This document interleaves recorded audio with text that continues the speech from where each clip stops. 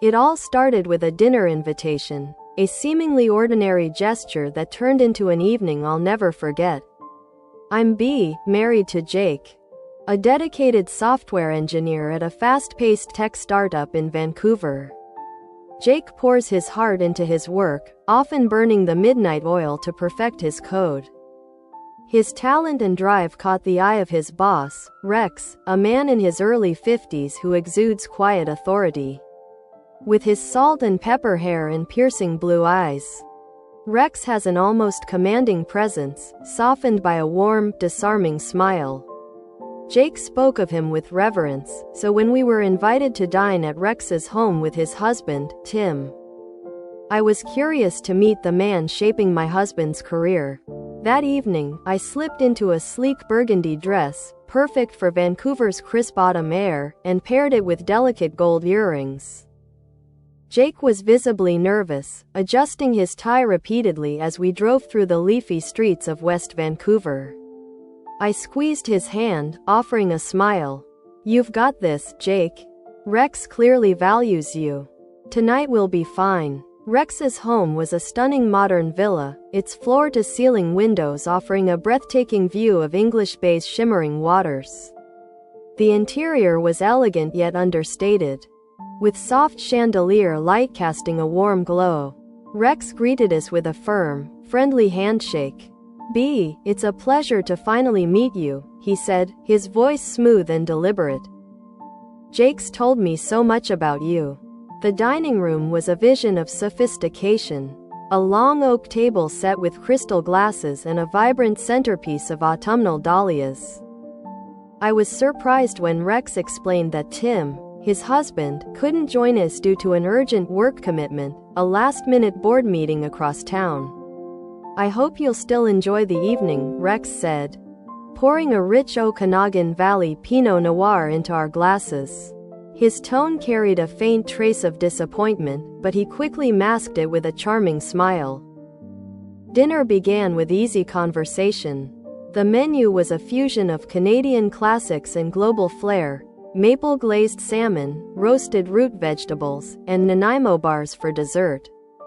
Rex had a knack for storytelling, weaving tales of his startup days in Toronto and adventures kayaking in Tofino. His charisma made the hours slip by unnoticed. Jake, usually reserved, opened up about his latest AI project, his enthusiasm infectious. But as the night wore on, I noticed something in Rex's gaze, a subtle intensity, as if he were studying me beyond polite pleasantries. Midway through dinner, Jake excused himself to take a call from a colleague, leaving Rex and me alone. The silence wasn't uncomfortable, but it crackled with unspoken energy. I sipped my wine, searching for words. "B, you're a remarkable woman," Rex said suddenly, his voice softer, almost intimate. "Jake's lucky to have someone so grounded. It's rare to see such strength in a partnership." His words stirred a mix of pride and unease. There was something in his tone, admiration, yes, but also a hint of something bolder. Something I couldn't place. "Thank you," I replied, my voice steady despite a flutter in my chest. "Jake and I have always been a team." Rex leaned back, his eyes locked on mine. "I see that. In a city like Vancouver, where everyone's chasing their own ambitions, a bond like yours stands out." His words felt layered, carrying a weight that lingered in the air. Before I could respond, Jake returned, oblivious to the charged moment. As dinner wound down, Rex suggested we move to the living room for a glass of Canadian rye whiskey. The space was cozy, with a gas fireplace casting a golden glow across the room.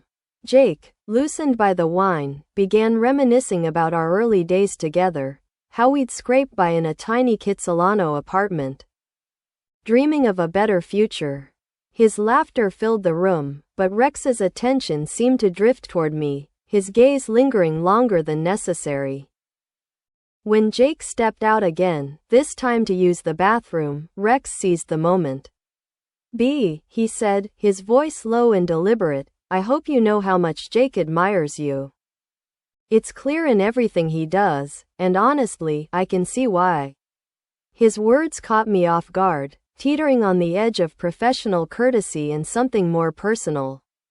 I met his gaze. And for a fleeting moment, the room seemed to shrink, leaving just the two of us. "Thank you, Rex," I said, my heart racing.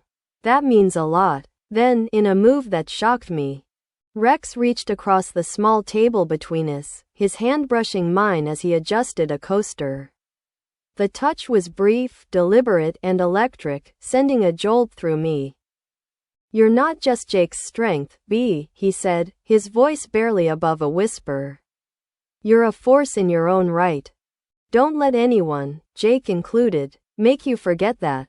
His words were a mix of encouragement and something daring, a suggestion that he saw me in ways Jake hadn't in years. The air grew thick, charged with possibilities I hadn't anticipated. Before I could process it, Jake returned, his cheerful chatter shattering the tension. Rex leaned back, his expression unreadable. As if nothing had happened. I was left reeling, torn between shock at his boldness and a strange gratitude for his words. They weren't romantic, not exactly. But they were a wake-up call, a recognition of a part of me I'd buried under routine. As we left Rex's home, Jake's arm around my waist, I was lost in thought. That fleeting touch. Those piercing words, they'd shaken me. Rex had seen me, truly seen me, not just as Jake's wife but as B, a woman with her own fire, her own worth.